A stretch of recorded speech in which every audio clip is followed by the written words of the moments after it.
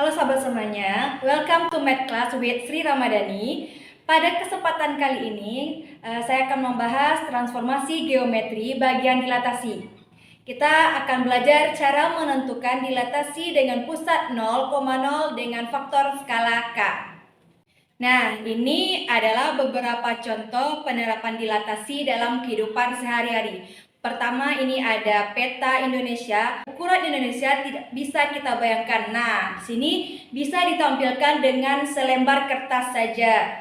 Kedua, yaitu ada loop, yang mana objek yang diletakkan di bawah loop ini akan kelihatan menjadi lebih besar. Ada miniatur pesawat, kemudian ada bola karet, dan mikroskop. Nah, ini contoh penerapan dilatasi dalam kehidupan sehari-hari. Nah, teman-teman semuanya pernah kan nonton serial Doraemon? Di serial Doraemon ini ada namanya yaitu senter pembesar. Di senter pembesar ini setiap objek yang di senter itu akan berubah menjadi kecil ataupun besar. Nah, senter ini diibaratkan menjadi pusat dari dilatasi, dan objek yang disenter dari senter Doraemon ini adalah objeknya dan akan menghasilkan bayangannya. Seperti ilustrasi pada gambar di samping. Pada peta, sobat pasti mengenal yang namanya skala. Di dilatasi juga ada, tapi namanya adalah faktor skala. Apa sih faktor skala itu? Faktor skala adalah jarak dari pusat rotasi dengan hasil bayangannya berbanding dengan pusat rotasi terhadap objeknya. Faktor skala itu adalah yang menentukan perubahan dari objek tersebut bertambah besar atau bertambah kecil.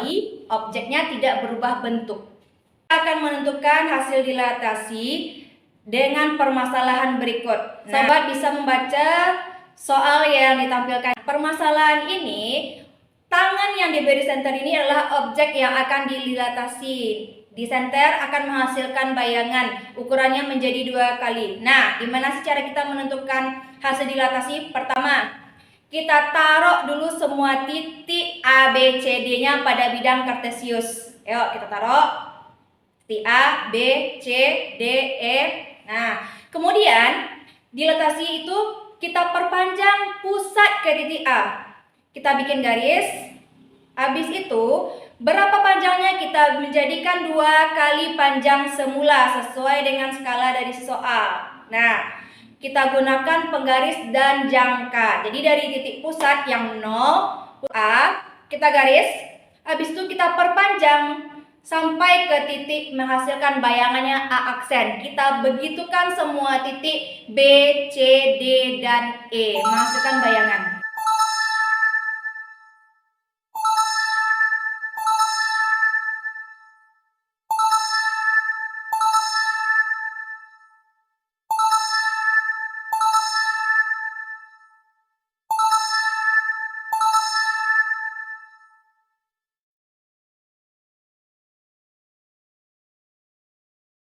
Nah, hasil dari titik yang kita dapatkan pada gambar, kita salin ke dalam tabel ini. Ayo kita salin semuanya. Setelah kita salin, nah, sobat lihat.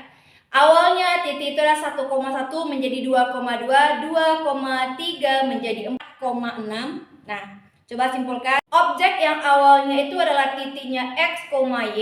Jika dilatasikan dengan faktor skala yang ini 2, maka dia menjadi 2 kalinya. Nah, mari kita simbolkan. Jika suatu titik kita anggap A, X, Y dilatasikan dengan pusat skala 0,0 dengan faktor skala K akan menghasilkan bayangan A aksen K kali X, K kali Y.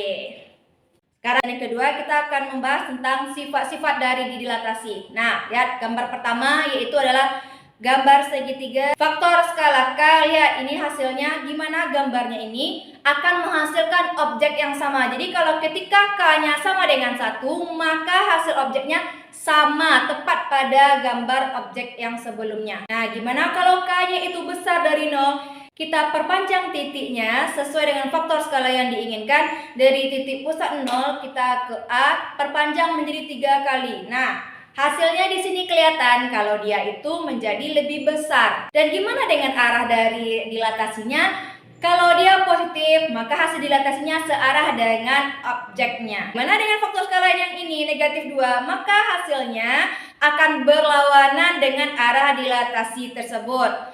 Kalau K sama dengan min 2, dia tetap menjadi lebih besar, tapi dia berlawanan arah sesuai dengan gambar yang di sebelah ini. Nah, kalau yang ini adalah faktor skalanya adalah setengah. Objeknya gimana? Bertambah kecil dari objek asli. Kita simpulkan ya. Jadi, dilatasi itu dia akan merubah ukuran, memperbesar atau memperkecil dengan sesuai faktor skalanya, tapi bentuknya tidak berubah. Kemudian, gimana cara menentukan hasil dilatasi? Tinggal mengalihkan dengan faktor skala yang telah diberikan.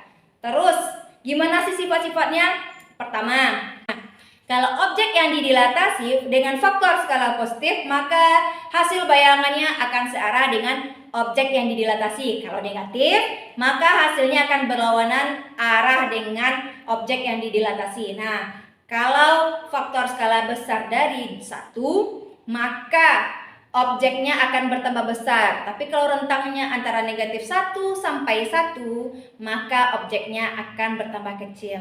Untuk menguji kemampuan sobat semuanya, silakan coba kerjakan latihan berikut. Good luck!